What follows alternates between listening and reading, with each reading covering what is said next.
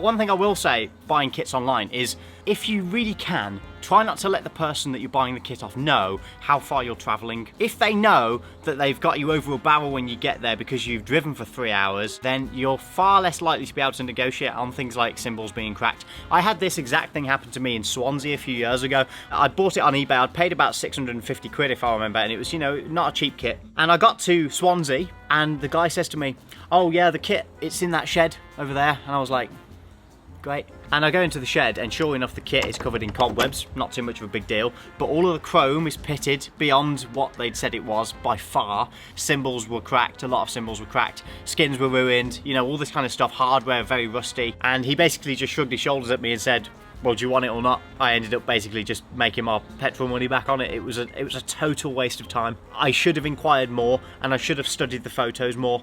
Make sure that you really have a good look. Look for things like the wrap being cracked. Look for things like dents on a chrome snare drum. You know, extra drill holes around the butt end or around the throw off or anything like that. It's so worth doing, especially if you have to travel. But do not let them know that you're traveling unless you really have to do it.